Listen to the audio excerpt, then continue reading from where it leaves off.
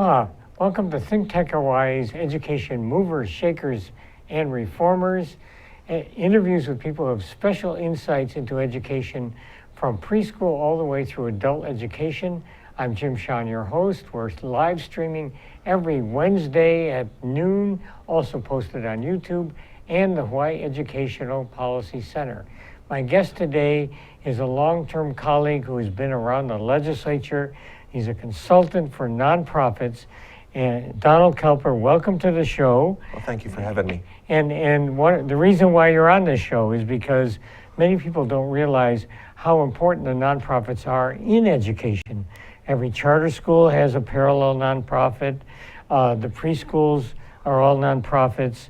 Lots of other organizations that are helping out with technology in the schools. So we always start with, tell me about your education a little bit. Well, I was raised here in Hawaii. I was born in California, but we came out here. I was a military brat, but my father was killed in Vietnam, and my mother decided to stay. So I grew up in Kailua, and I attended Kalaheo High School. So I'm a product of Hawaii Public Schools. And then I attended University of Washington and then University of Hawaii. And my major was history. I have a master's in history. We've had a lot of people on, amazingly, who are leaders in education, who are social studies teachers or history majors. Does history inform you, help you as you look at institutions and education in general? I think history teaches you to respect continuity. It teaches you to, obviously you respect the past, but you see the whole.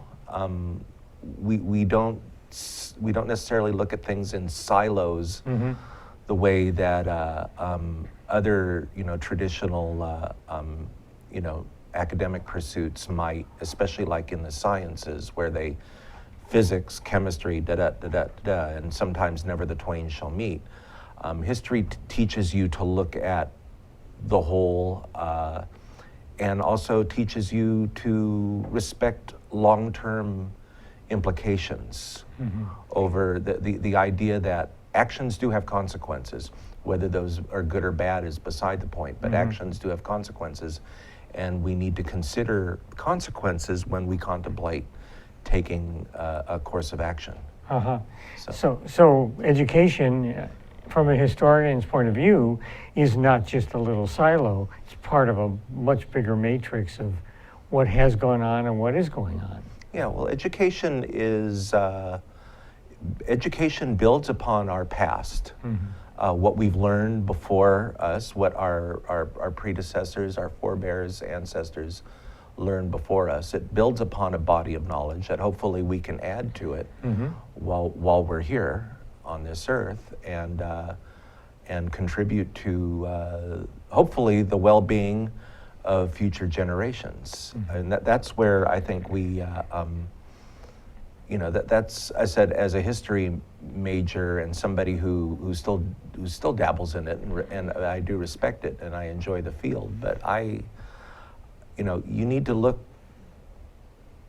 long term. I mean, and I think sometimes we fail to do that. And I think now, especially now with what we were just talking about, earlier off camera, was the distractions that people have, and with everything is that we're developing rather short attention spans without regard to what the consequences might be in terms of decisions that we make.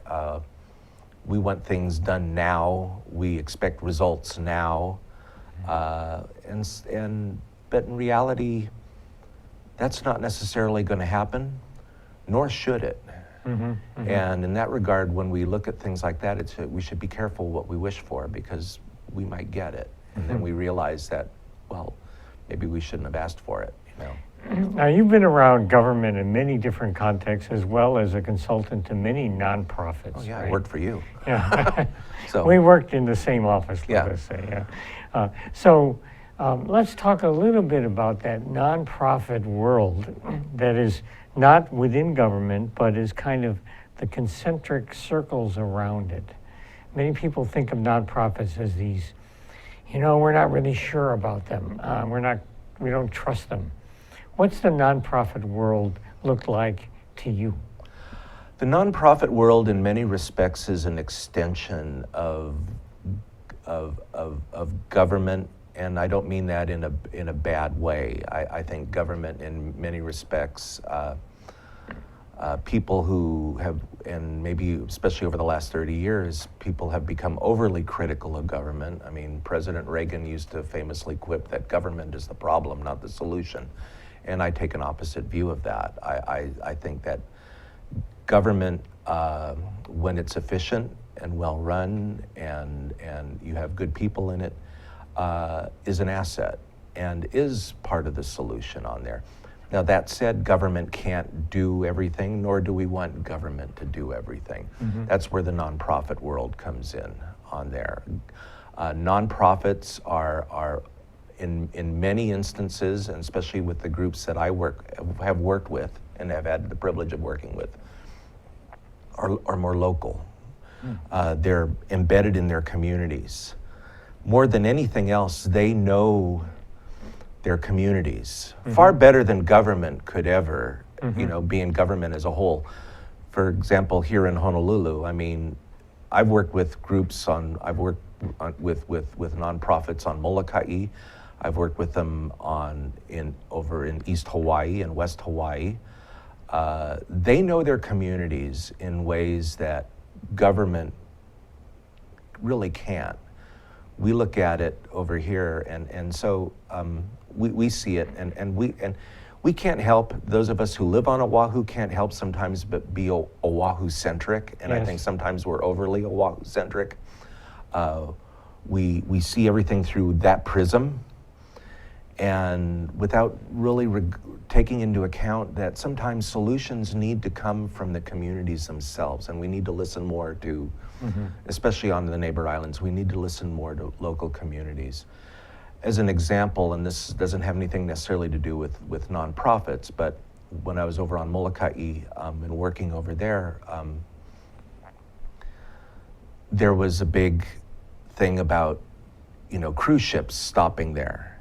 And people didn't want it because it was, and over here, people, when I come back here and talk to people in Honolulu about it, they're saying, well, those people, they just want, they don't appreciate this, and they, and it's like, well, no, it's, what you got to understand is a cruise ship, if it has 2,000 passengers, pulls up to Kaunakakai and unloads its passengers onto Kaunakakai, which is a town of 1,500 people. The barge comes once or twice a month and brings supplies in for the island. These people come in and within one day can strip the shelves of stores. Wow. And then take the stuff back to the ship and off they sail. Yes. And leaving everybody to wait for the next barge. and so there was a practical aspect to why they didn't want it. It wasn't that they opposed tourism per se, but let them work it out what's best for them and not what's best for people in Honolulu who don't have to live over there and deal with the impact of it. So working with nonprofits gives you a very localized, site-specific community anchor. You learn to appreciate the local aspect of it, and you really do. I mean, I really enjoy, as somebody who's lived in Honolulu and lived on Oahu all my life, having grown up in Kailua, but then having lived in Honolulu now for, I lived here, 50 years this year actually. So I've learned to appreciate the neighbor islands and appreciate the people who live over there, and it's a different perspective. But there is a wariness that people have toward Honolulu, because justifiably so, I think sometimes, because Oahu is 3/4 of the state's population, and we can't help sometimes but be overbearing on everybody else. And I think if we learn anything on here, and what I've learned is that we need to listen to people on the neighbor islands. We need to when they have an issue and they need our help or they seek it, we need to listen to them and not come over and say, well, here's what I think you ought to do. It's like we can suggest, but ultimately the solution has to come from them. So let's dig a little deeper of what a Okay. nonprofit is. A nonprofit is not created by the state. It's really a kind of tax relationship with the federal government, Yeah. with its own board. And talk a little bit about what the nature of that institution, that organism is. Well, nonprofits are created to serve often created to serve a specific need. In the realm of education, it's to provide support, let's say, for a public charter school, which can't necessarily raise the money on its own, but a federally recognized 501c3 not-for-profit organization or affiliate can do that on its And behalf. they're very separate from the school, but They are separate. created really to help that school. Yeah, they're there, but they are separate entities, Yes. and we shouldn't mix and match the two of them. I mean, we have to respect that these are two entirely separate entities with two entirely separate boards. A lot of Separate times. boards, yes. There is some overlap. There are people who will serve on two, but for the most part, most people find it hard to find the time to just serve on one, let alone two. So you're going to often have two separate boards, and sometimes these people can have entirely different ways of looking at things. You can have people in a public charter school who are on the board of the charter school itself and are involved in the management of that, and they're focused on the charter school. The people who are on the 501c3 nonprofit affiliate of that are going to be not involved in the minutia of the school management, The management, yeah. but they're going to be looking at the school's relationship to the community and, as part of the whole. I mean, ideally that's what I see a nonprofit's role in this particular instance should do. But also, not only raising money per se, but very specifically, many of the charters, for example, and this was also true of preschools before we had the referendum. Yeah. It's a facility development organization. Yeah. Frequently, I mean, there's nothing in the law, and that's something that I've learned from you, since you were, formerly head of the Charter School Commission. There's nothing in the law that precludes the state from providing facilities for public charter schools, and in many instances, or not in many instances, but in a few instances, we have Kahala Elementary School as a public charter school. Lanikai Elementary School is a public charter school. They converted. They're Yes. conversion schools. Other schools have had to start from scratch, and we see them, sometimes they have to wing it in terms of facilities. And I think most people in the state would be surprised if they went and actually visited some of these facilities that some of these charter schools are at, particularly over in an area, and I'll speak with the area where I'm most experienced in terms of geographically, is East Hawaii, Hilo area. There's Connections Public Charter School, which is in downtown Hilo. They bought the old Crest building and converted that into, which I think is really kind of neat in a way, but at the same time, it's very bare bones. When they had an issue with the roof, and I mean serious holes, because this is an old building. I mean, this is going back 1920s plantation days kind of stuff on there. When there were holes in the roof, and to get the state to help out on something like this was really difficult, because even though the state itself, the legislature had authorized the creation of public charter schools by law, and they did that in the 1990s.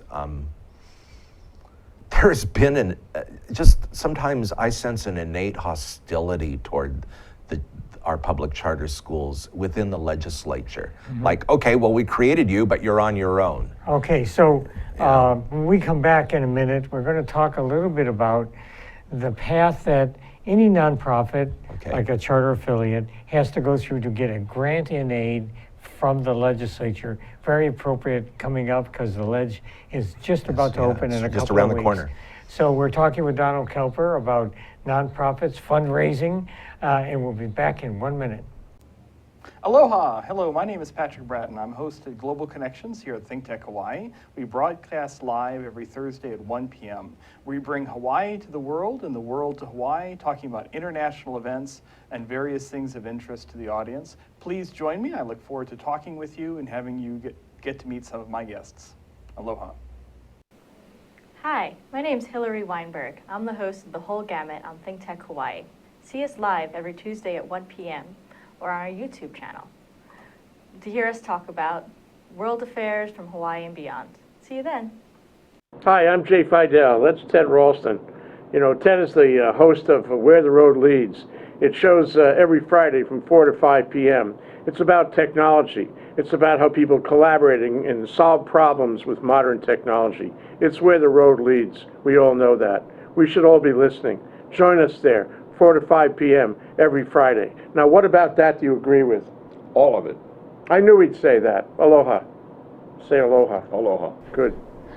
Welcome back to ThinkTech Hawaii, Education Movers, Shakers, Reformers. We're talking about the role and the challenges of nonprofits in the education sector. And Donald, you've been involved with many nonprofits, including those affiliated with education, in trying to get a grant and aid support, usually for facilities, from the legislature. Let's talk a little bit about that process. It's an important process. The state is actually an important resource that nonprofits can and should utilize in terms of their development, in terms of their, when they have plans, specifically with, as I've worked with public charter schools, building of facilities. As I touched on earlier, the state, there's nothing that precludes the state from helping a public charter school in providing facilities, but yet we've had some issues there. Nevertheless, it can, and with persistence, it can be done. And actually, public charter schools and their administrators, their parents, the friends of these schools, the nonprofit affiliates of their, it behooves them to develop a relationship with the legislature. Okay, so they're building a campus. Phase 1 requires so much money. Maybe it's just improving the land, leveling it out, putting in the pipes or whatever. They decide we want to go to the and legislature and get, $1.5 million, $2 million for this phase 1. Where does this process begin? The process actually begins long before you ever go and apply for a grant. The main thing that I urge clients before they even start this process is know what you're about and know what you want to do before you set about raising the money to do it. Nothing is more frustrating than working on a project that is continually morphing.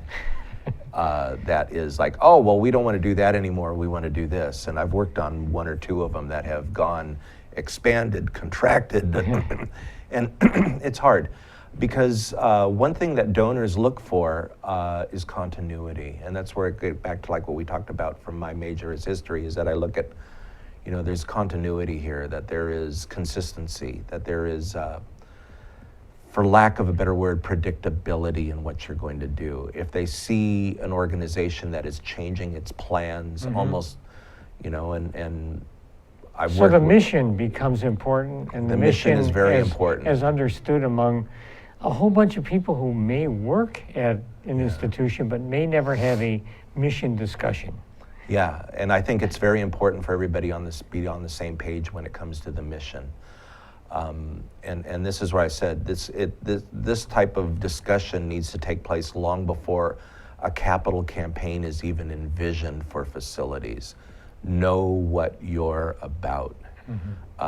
If everybody is on different pages, when I go in there to do a marketing and feasibility study, that's something I pick up on really quickly, because I interview upwards of 20, sometimes in some instances I've interviewed upwards of 40 people, and it's amazing. And these for are me to one-on-one, consider confidential. One-on-one. They're confidential. I don't share what other people said or anything out there. I want people to be candid. That's really the only way this works when I'm doing a marketing feasibility study, is for the people involved to be sitting in with me one-on-one and be candid in their responses. I just said, if you have an issue with something, say it. It's going to be confidential. I'm not going to go back to somebody else and say, hey, did you know that this person, it doesn't work that way. And people have to have confidence in me too, and know that I am an honest broker in that regard. But that said, getting back to what we were talking about, it's amazing sometimes to hear the diversity of opinion with regards to what an organization's or a school's mission is, versus what they have it on and what people perceive it to be. You can have a mission statement that looks really great, but yet what people perceive that mission to be can be markedly different. And and that can create problems down the road before you even undergo a capital campaign, if people feel that their own views aren't being addressed or being respected. So to do a capital campaign, this is a little bit different than presiding from afar above an It's organization. hands-on. There's a lot of financial and permitting and other kinds of things that you have to bring your board and your staff, if you have separate staff for the nonprofit, up to a level. Yeah. For an organization like that, let's say if you're contemplating a capital campaign, if you're a public charter school or if you're a board for a public charter school, you're contemplating building new facilities, as I'm working with a few that are on that over on East Hawaii. It's important to know, people need to know where they're at, what their capacity is. We need to build this capacity, but we also need to make sure that everybody is on the same page. A capital campaign is literally an all hands on deck moment for boards, the board for members volunteers. will reach out to their contacts. Who do you know? Yeah, that's Make exactly the list. it. You know. Yeah. As a consultant can be a convenient scapegoat if things don't go right. Yes. So, you promised that we would raise da-da-da-da-da-da. Well, there are no guarantees in this life. I think all I can do when I go into something is promise somebody that I can do the best job I can and advise them the best way they can. But the thing, what I see my job as a consultant to a nonprofit, to do, especially like with these schools, is to provide them with the capacity to start being able to do this for themselves at some point. They need to be able to know how to raise money. They need to be able to know, obviously for a big campaign, it's best to bring in somebody who has specific knowledge on how to write grants, how to access money, where to look for it. And a lot of people don't even know where to look for it. And we're going to name the computer room after such and such a foundation or whatever. Yeah. And you teach people how to, my idea is that you want to teach the organization how to do that and prepare them for the long term, because they're going to be there long after you leave. And it does strike me that you're talking about the kinds of functions and capacity that we usually don't associate with education. But obviously for charters, preschools, a lot of other nonprofits that are plugging into the education world, this is a realm that, say, an average DOE principal would never really have to confront. No, because they don't have to deal with facilities per se, other than maintenance. They may have to advocate for it up the chain of command, but they have to do that, but they don't have to actually build them. Okay, so let's fast forward. Okay. You've done the analysis, you've worked with the board, you're on the same page. Now we decide part of our scheme is to go in for a grant and aid. So there's a form or something that every nonprofit... There is a very detailed application that not only the state, but any application for money that you're going to make to a foundation or whatever, there are questions that they will ask, because basically they're the ones that have the money and they want to know how you're going to spend their money, whether you're going to use it wisely, especially with the state, because the state legislature is, this is taxpayer funds. They want to make sure that they're going to be used wisely on this and for its intended purpose. So in that regard, they ask very specific questions, and that's why I said when going back into in your prep work, sometimes it takes, in a capital campaign, it takes 6 months of advanced work, or even longer, to get everybody on the same page and get ready to start asking people for money. You need to have a consistent story that everybody is telling the same, the story of your organization, your public charter school, whatever, that they need to, people need to be on that same page. But part of this, when we go in here, is they start asking rather detailed questions. You have to know what you're about. The legislature. Yeah, you have to know what you're about. They're going to ask you about the background, the historic background of your organization. If you are a nonprofit affiliate to a public charter school, they're going to want to know a little bit about the school as well. And sometimes they get confused. Yeah, they do, and they conflate the two, and it's important to not conflate the two on there. There are organizations that work with, work exclusively with a specific charter school, but there's others that will work with several charter schools. But when you look at when you start looking at going into the legislature for a grant and aid, you have to know what you're about, and you have to be prepared to answer detailed questions about what you're going to do with the money, including budgetary, financial budget, questions. Everything. You need to have that down. You just can't say, not necessarily. I mean, I've worked with other groups that are not, let's say, not educational per se, but let's say environment. And people will go in there, they want $1 million. Well, what do you want it for? Well, we want to save the INA. Well, great, we all want to save the INA. How are you going to save the INA? What specifically are you proposing to do? Is it what program are you going to do? I mean, what are you going to educate people about things? Are you going to be, how many people are you going to reach? Yes. How many people are you going to serve? You got to think all this stuff out before you ever think about going and asking for money. Including the demographics of your client group. How many are poor? How many are Hawaiian? Exactly. How many are special Know ed? your community. Yes. You need to know your community. This is, it's very disconcerting if you're a legislator, and I've had to sit in on these meetings, and I'm sure when you were in the legislature, you had to sit on them too, where people come in, they're asking you for help, but they can't even tell you the type of help they need because they don't know their community. Or they have a good idea, and it's one thing to have a good idea, but then the devil is always in the details. How do you reach it? And that's when you go into a capital campaign, you need the details. Okay. If I'm a funder, if I'm in the legislature, I want to know what you're going to do with the money. I want to know specifically how you're going to spend it, what's it for. There are some times when we talk about nonprofits, there are some even like private schools that have this stuff where if they want to do something and have a public purpose to it, let's say they want to build a facility but open it up, make it available to the public, share the facility as a means of helping raise money for their own thing on there. They can do that, but the legislature is going to be very wary about spending public monies on a private school unless there is a public purpose involved. Okay, let's leave it with that for our next break. We're talking with Donald Koelper about the vetting process for raising money, particularly legislative grant and aids. We'll be back in 1 minute.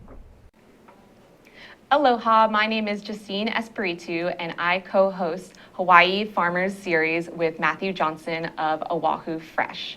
we talk about Hawaii's local farmers and their supporters. In order to have a vibrant and sustainable local food system, farmers are always the foundation, but there's so many other people involved in the community that help support those farmers. So we bring those folks onto our show every Thursday at 4 p.m. We get their backstory, their history, find out a little more about them, and we find out why they love what they do and their perspective and their advice on how we can continue to have a dynamic and vibrant and sustainable local food system. So we broadcast live every Thursday at 4 p.m. and you can also catch us on ThinkTech's YouTube channel as well as Alelo 54. So we hope you tune in and join us. Thank you. Aloha, welcome back to Education Movers, Shakers, Reformers. We're talking with Donald Koelper specifically now about the vetting process and the training really of an educator maybe to be the spokesperson lobbying for a granted aid at our state legislature. Take us through it. Well, once we've filled out the application, okay, we've already gone through this, and as I mentioned, this is a rather detailed application, so you have to know what you're about, okay? We've got this, so we've got the budget together, we've got everything in, we've submitted the application, and the application usually is about maybe anywhere from 15 to 20 pages in length, including the budget pages on there. So this is going to give the legislators an overview of what your organization is about, and then they're going to consider that accordingly. As somebody who worked up in the legislature, and I had to read these on there. And you had to read all these applications. Well, I had to read the applications, and anybody who's ever had to read these things, I tell people when you fill these things out, succinctness and brevity are much appreciated. Get to the point. Yes. It's amazing sometimes when you read people who they think, and it's like, you're not writing Gone with the Wind. You're tell us what you're about, but be brief and to the point. Don't find creative ways to state the same thing 3 times. Yes. But now, okay, we've submitted the application. Now the next step is to develop a relationship, if you haven't already, with your own district legislator. And hopefully you did this before you even submitted the application. It's important to involve your district legislator, your state representative or state senator in the process from the get-go, because you want them to actually, you want this to be part of their package when they're looking for CIP. Well, I'm talking in an acronym. We shouldn't use acronyms. CIP is capital improvement projects. Nuts and bolts buildings. Yeah, Yes. They're building something for the community, and these are things that legislators do want this because, this provides facilities and services for the community. But you want this to be part of their CIP package. So it's important to involve them from the very beginning on there, saying before you even go in there, say this is it. So when you submit your application in this coming year, the deadline for this year is January 22nd. Which is like 2 days after the legislature Yeah, 2 days after it opens. opened. Normally it's a week later, but this year they've decided that it's going to be Friday, January 22nd. So you snooze, you lose. Yeah, if you don't get it in on time, deadlines are serious. There's no, there's no dog ate my homework moment here on here. You don't get it in, it's not considered. But what you want to do is also, as I said, you involve your legislator in there. You drop off a copy at both the House Committee on Finance and the Senate Committee on Ways and Means. Those are the 2 money committees in our legislature. But at the same time, you drop off a copy at both your state representative and at your state senator. So they have a copy. So if they go in, they can also be your advocate behind closed doors and talking with colleagues, particularly with the chairs of Finance and Ways and Means. So that's really important to have that. It's a coordinated effort. The second thing that we need is people who it's not just enough to submit an application and think you're going to get a fair shake. In a perfect world, yeah, it works that way, but we all know that this isn't a perfect world, and sometimes the squeaky wheels get the grease, and you need to be a squeaky wheel. You need to be able to advocate. One of the things that I like to do is train people, especially clients, be it an educator, the school principal, or the executive director of an organization, plus 2 board members. Teach them to be citizen lobbyists. Develop these relationships with these legislators, not necessarily just your own, but with the chairs of Ways and Means and Finance. Other key legislators, the chairs of the education committees in both the respective education committees in both the Senate and the House. You want these people you want these people to understand what you're about, but you need to reach out to them, and you need to do this at various points during the legislative session. So you need to set time aside to do that. If you're on the neighbor islands, that means You're gonna flying to fly in, Honolulu. yes. Even for the day, fly in the morning, fly out in the evening. You make your rounds. I help people how to do this, but also the idea is that this isn't just a one-time only thing. We're building relationships here because later on you might need their help on something that has nothing to do with building facilities. You may need something else on there, and you need to have these relationships. It's really important in anything, in a community. And as I said, that's where you look at, government is your friend in that regard. And so to become a good citizen lobbyist Yeah.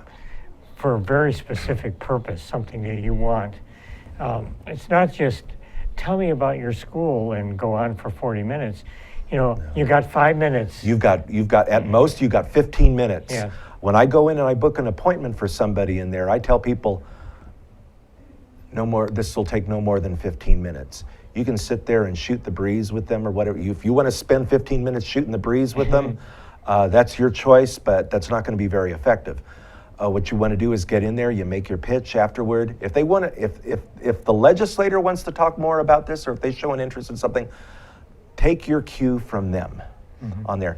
What we have to do is respect the fact that during a legislative session, they're only in session 3.5, 4 months out of the year on there. Time is of the essence. They've got a lot of things going on here. They don't necessarily have the time to spend 45 minutes with you. So you need to be brief and to the point. As I said, brevity and succinctness are your friend in this regard. And that's where... and often it's their staff that also may be a key. Correct? Yeah. Particularly, I do remember that sometimes a client of yours or others will go and meet with the finance staff, not necessarily the chair, because that will be, and there's also legislators on those committees that their role is to look at CIP. There are key members that you learn, and sometimes, I hate to say it, because this kind of feeds into sometimes people's cynicism about government or legislators, but if you understand people's certain roles within a legislature, especially if you are a legislative animal like we are, you understand the roles that certain people come to play. You and I both know, without saying any names, that there have been people in the past that have played key roles behind the scenes. Yes. Where they're not out in public. The public doesn't necessarily hear these people's names or even know who they are, but yet these are key members that if you need to get word to somebody or advocate on there, you go and see this person, him or her, and she can go to the chair and say, hey, we need to do, and it's actually not much of a well-kept secret that both WAM and Finance, Ways and Means and Finance, will have somebody on their committee, maybe the vice chair, often the vice chair, who's in charge not of necessarily, but often, looking through all the capital improvement bond funding, of which a grant aid often is part of. Yeah, well, that's important you bring up a good point, because capital improvement projects are not funded by cash outlays. Right. You do not want to, it's like buying a house. You don't want to necessarily tie up all your cash in real estate or in development on there. Your preferred method is to find a good, reasonable rate to borrow the money and borrow it long term. And that's what the bond, a general obligation bond in this instance, is used for. That allows government to extend the payment of over these things. you can build the facility, but the payment is extended out over the life of any number of years. And you mentioned the availability of the main spokesperson. Yeah. You're trying to make appointments with people. You never know when they're going to be. Well, I can fit you in on Tuesday. You got to be flexible. 10 minutes before the legislative session meets at 11:30. Can you fly in? You've got to fly in. You've got to come in. You've got to be there. You've got to be there. I mean, this is important. It's just, I mean, if this project is important to you, you need to make the time to do that. I've seen projects that have otherwise worthy projects that have floundered because the executive director or whoever in there was like, well, I'm busy. I don't have time for that. I'm doing something else. And it's like, you know, you need to advocate. Part of my job as a consultant is to teach you to be your own best advocate. I can advocate for you to a certain extent, but you don't want me to become the face of your organization because I'm somebody who sometimes can wear many different hats to the people up in the Capitol, right. if they know me or something.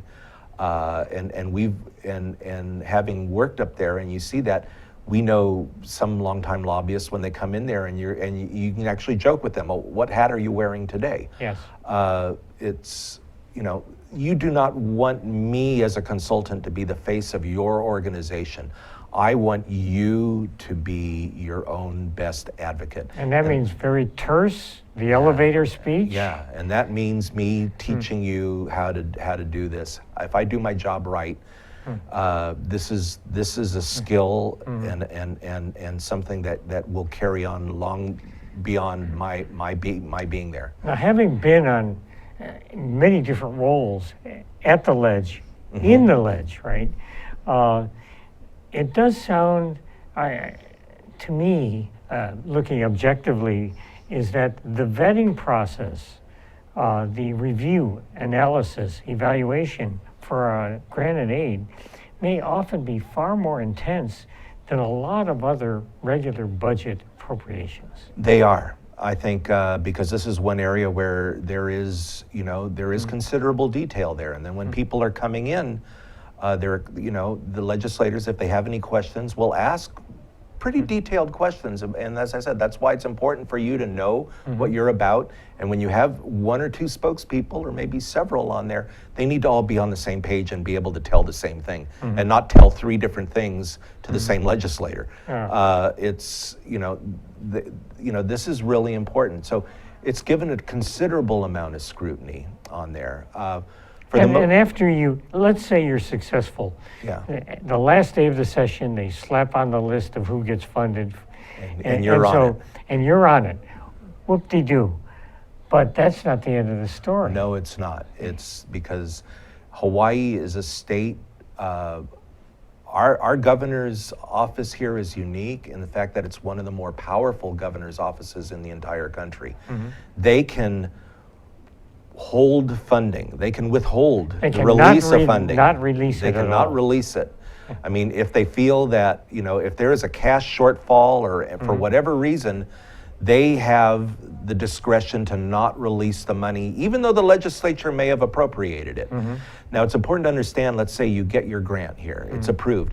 In an odd number year, that the life cycle of that approval for that appropriation is 3 years. In an even numbered year, it's 2 years, because they will expire on the same, that way it expires for the same legislative session, it expires on the same year. If the governor doesn't release it for whatever reason, those monies lapse. So you start from square one. And you have to start back from scratch again. This is a very interesting thing for people to understand, because people may feel that the nonprofits are not being vetted as much as regular departments, and it may actually be the opposite. It's the opposite. Actually true. Yeah. We've been talking with Donald Koelper about what it really takes for a nonprofit in education or others to get a well-vetted, well-analyzed, approved grant and aid from the legislature. Thank you very much. Well, thank you for having me. Very important. We'll be back again next week with another mover, shaker, and reformer in education. Aloha.